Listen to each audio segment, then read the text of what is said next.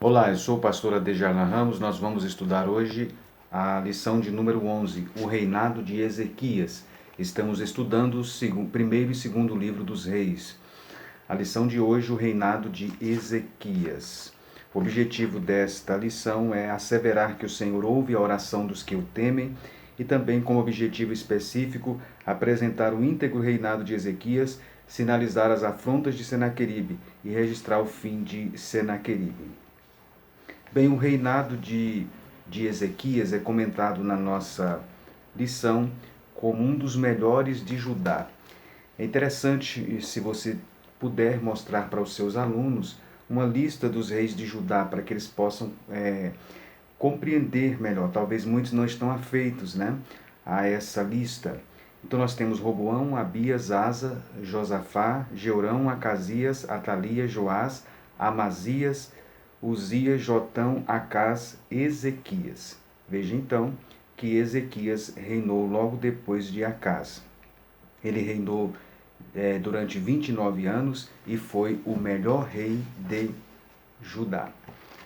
Bem, inicialmente nós podemos afirmar, ele começou a reinar com 11 anos de idade, no ano 729 a.C., em corregência com seu pai. Né? Ele não foi influenciado pela apostasia espiritual que tinha sido promovida pelo seu pai, e com 25 anos de idade, Ezequias assume então o trono sozinho. Uma das primeiras iniciativas de Ezequias quando assume o trono foi promover uma reforma em Judá. Essa reforma foi uma reforma das instituições religiosas em Judá. Ele certamente percebeu, né, em corregência com seu pai, que o reinado dele não agradava a Deus, que isso trazia consequências então para a nação. Isso já tinha trazido inclusive consequências para o reino do norte, e certamente ele percebeu isto, né? Ele viu que o reino do norte, a nação de Israel, já estava em processo final como nação, e isso talvez serviu de uma advertência então para Ezequias, né? Promovendo então essa reforma religiosa. Bem, a reforma religiosa de Ezequias, ela foi uma reforma religiosa que teve êxito, que teve sucesso. Certamente esse êxito, esse sucesso, um conjunto de fatores contribuiu para isso. Logicamente, Deus, como soberano e onipotente, estava conduzindo todo o processo. Mas nós podemos elencar então alguns elementos que certamente foram utilizados por Deus para promover então essa reforma religiosa em Judá. O sucesso da reforma de Ezequias está em função do impacto que o povo de Judá recebeu diante das ameaças da Assíria, inclusive o exemplo que eles tinham então no Reino do Norte. A derrota do Reino do Norte deve ter servido então de incentivo então para as reformas religiosas em Judá. Bem, também podemos observar outro fator que foi digno de nota, foi certamente o ministério do profeta Isaías. Isaías foi um grande conselheiro. Isaías estava profetizando neste período, começou a profetizar desde Uzias, Jotão, Acás. Neste período, o profeta Isaías já estava profetizando, e ele foi uma espécie de conselheiro então de Ezequias. Então, certamente os conselhos de Isaías contribuiu também para essa reforma religiosa em Judá. Também ele fez um pacto com o Senhor, Ezequias. Em 2 Crônicas 29:10 a Bíblia fala sobre isso. E em 2 Crônicas 29:3 a Bíblia diz que ele, assim que assumiu o trono, começou então o trabalho de uma reforma. Ele foi então um reformador.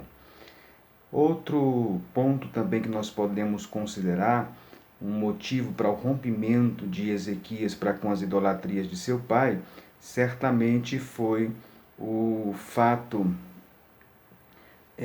dele ter também, além de ter ouvido, né, o profeta Isaías, que foi um profeta palaciano, certamente também ele teve muito contato, né, com a adoração verdadeira a Deus. Né?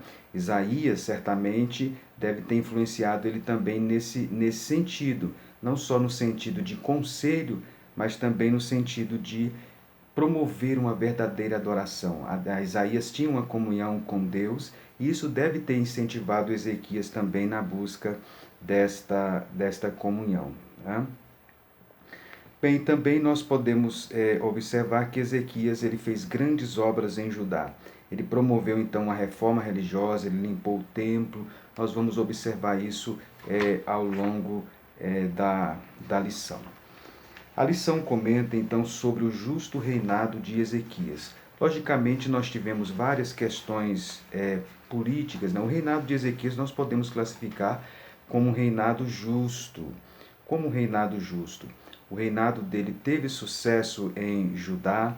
Logicamente que o reinado de sucesso de Ezequias em Judá promoveu desavenças entre o rei Sargão II da Síria, que foi o sucessor de Tiglat-Pileser, pois até então havia uma aliança entre Acás e Tiglat-Pileser, e isso envolvia logicamente o paganismo então da Assíria.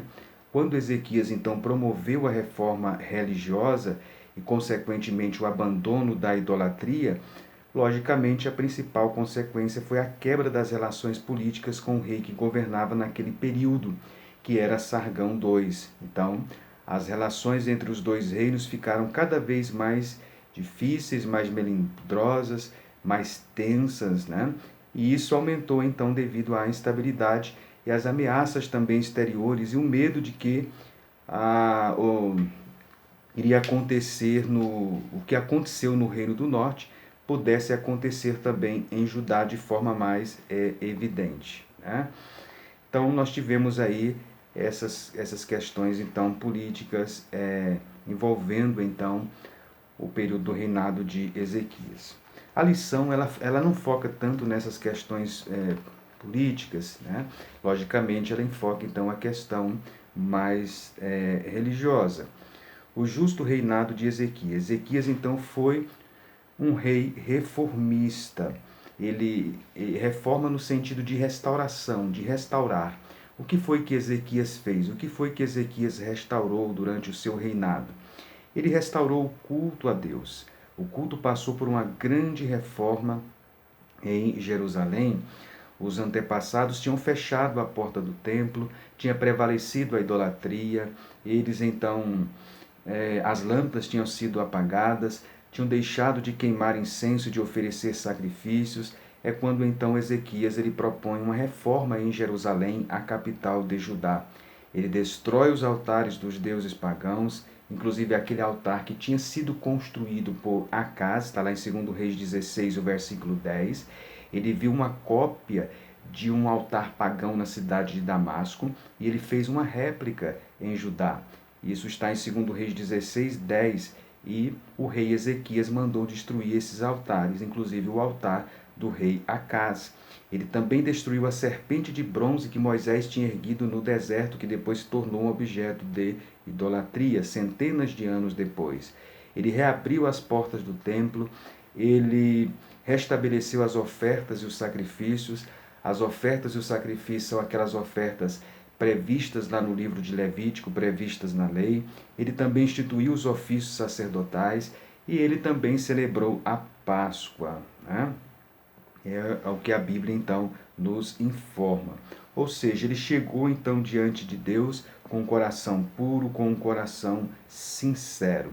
Ele reuniu os sacerdotes no capítulo, segundo Crônicas, no capítulo de número 29, você pode observar isso, segundo Crônicas 29, e o versículos 4 ao versículo 11, é um texto paralelo, embora estamos estudando o livro de Reis, mas nós podemos tomar um texto paralelo que é o segundo Crônicas, que às vezes vem alguns detalhes que não vem no Reis. Ezequias manda abrir o templo, segundo Crônicas, no capítulo 29, os versículos 4 até o versículo 11. Né?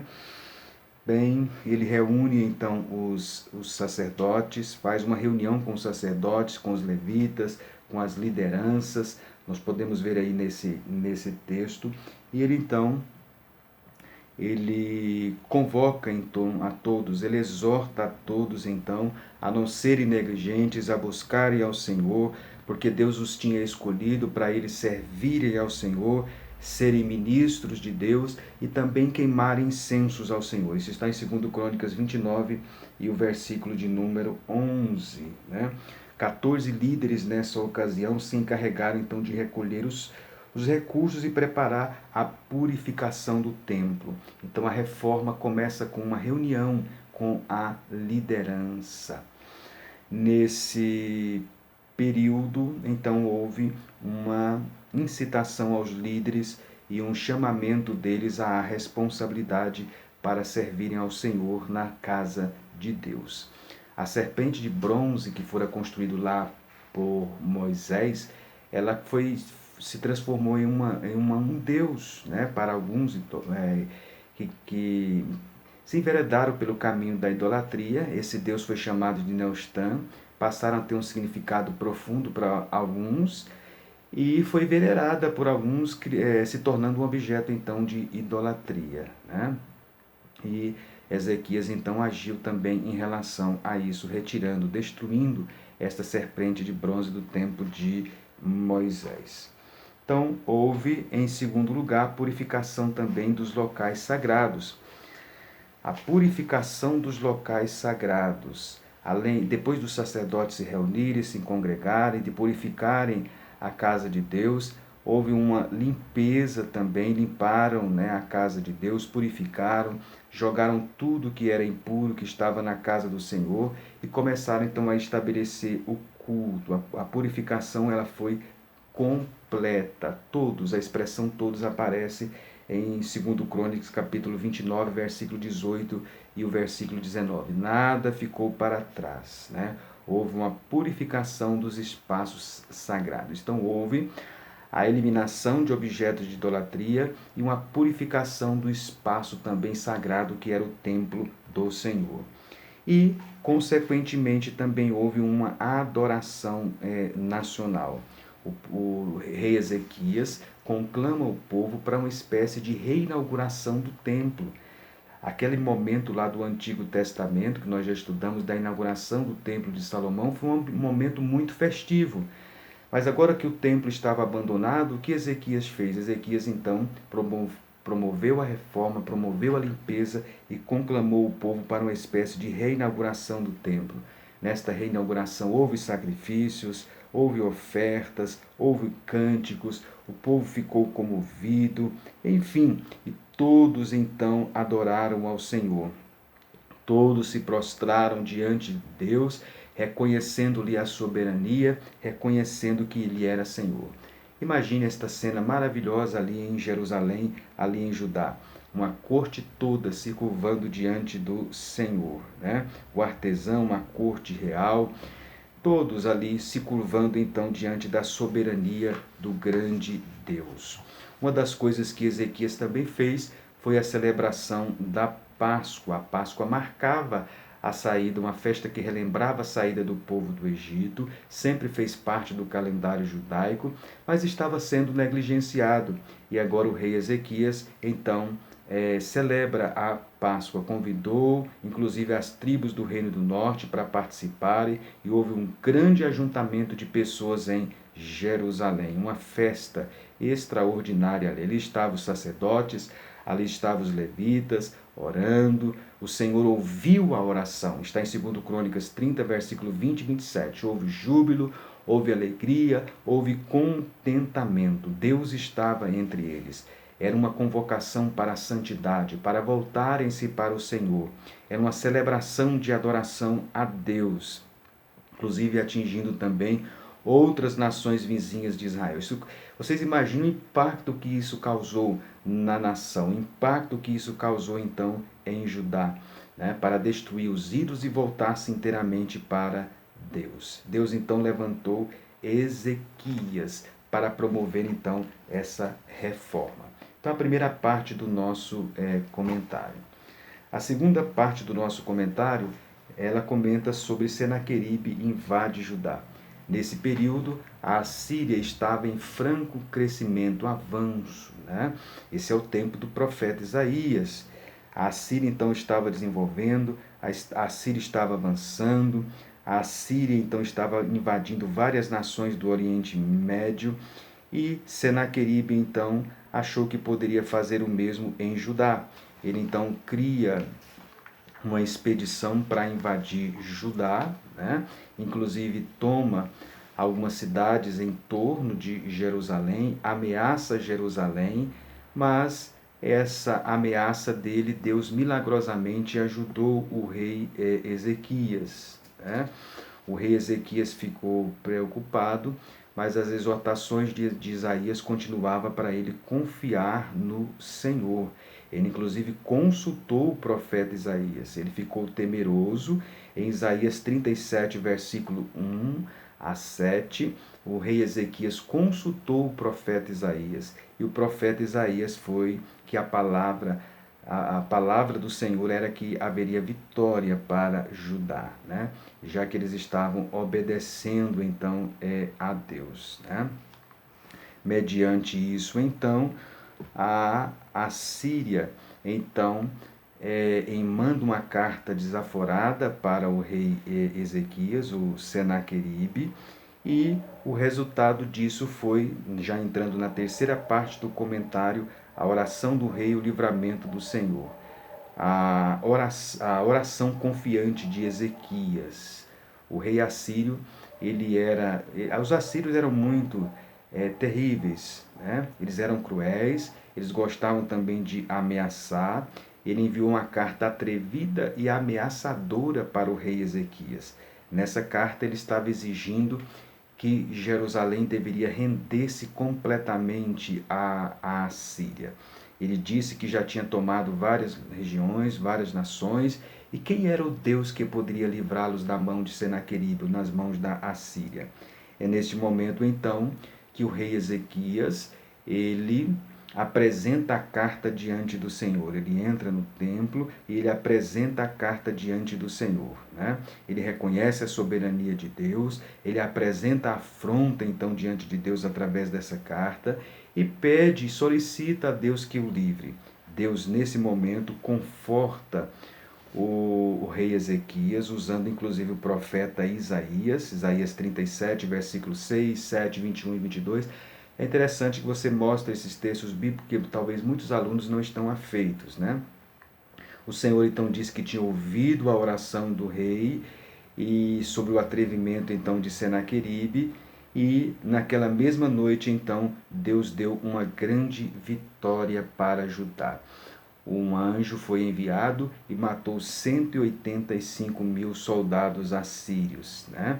E Senaqueribe foi assassinado pelos próprios filhos. Está em 2 Crônicas 32 e o versículo de número 21. Então, vemos aí a oração confiante de Ezequias. Bem, então, em linhas gerais, são estas as nossas considerações em relação a esta lição, né? Vamos destacar alguns pontos que você pode fazer a devida aplicação. A primeira que nós podemos aplicar é exatamente o rei Ezequias como um rei reformista. Deus sempre levanta líderes para produzir reformas. Em momentos de dificuldades, em momentos de angústias da nação de Israel, de Judá, e também da igreja ao longo dos séculos, Deus sempre levantou líderes, né? Líderes comprometidos para promover reformas. Deus pode fazer isso também. Então não importa a situação que a sua igreja, a sua congregação está passando, mas Deus levanta pessoas fiéis e destemidas para realizar o seu trabalho, para realizar a sua obra. Outra coisa que nós podemos observar neste texto, né? Que nós podemos fazer também uma aplicação, é exatamente o fato de o rei Ezequias ter um conselheiro como Isaías. Como é importante líderes se cercar de pessoas que tenham o temor de Deus. A influência do profeta Isaías como conselheiro foi muito importante na adiação do juízo de Deus contra Jerusalém e contra Judá neste período. O reino do norte já tinha sido punido, já tinha sido invadido pela Síria, e Deus foi protelando, né, a invasão da cidade de Jerusalém, exatamente pela influência de um profeta, de um conselheiro. A importância de se seguir, de se cercar e de seguir conselhos de pessoas tementes a Deus. Quem é o seu mentor? Quem é a pessoa que você ouve? Quem é a pessoa que você escuta, que você busca uma orientação quando você está passando por dificuldades? É sempre importante nós termos mentores e pessoas para nos ajudar e nos orientar, né? Bem, outro ponto que nós podemos também estar atento e fazer também a devida a aplicação foi a convocação da liderança. Veja que Ezequias começou a reforma com a liderança, convocando os líderes, os sacerdotes, os levitas.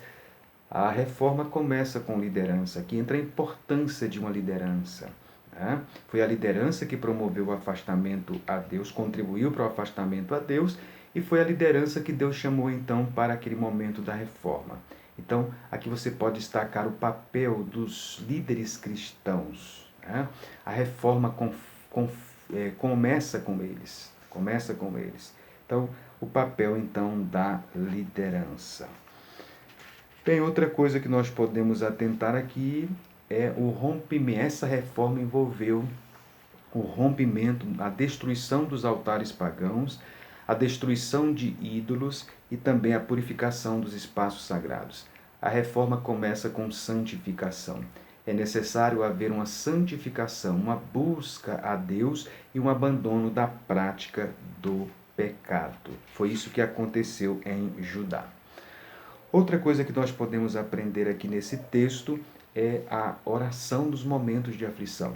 Enquanto Senaqueribe ameaçava Jerusalém e Judá, Ezequias então foi orar, apresentou aquela carta a Deus. Nos momentos de aflição, nós temos a oração como um recurso. Além dos conselhos, como foi o caso de Ezequias, o conselho de Isaías, ele buscou acima de tudo a Deus em oração. A oração é fundamental nos momentos de angústias, nos momentos de dificuldades. O rei Ezequias fez uma oração demonstrando confiança e Deus o confortou. E veio então o livramento da parte do Senhor Deus para a nação. Então, são várias as aplicações que nós podemos fazer aí nesse texto. Caro professor, eu gostaria de lembrar você alguns pontos agora em relação às questões didáticas da sua classe. Como está o ensino na sua classe? Como você está agindo em relação ao ensino? Você tem tido um retorno dos seus alunos? Há muitos professores, por exemplo, que domingo após domingo, eles simplesmente chegam diante da classe e vão expondo, despejando a lição. Mas ele não se preocupa se os alunos estão entendendo, se estão compreendendo, se há alguma dificuldade.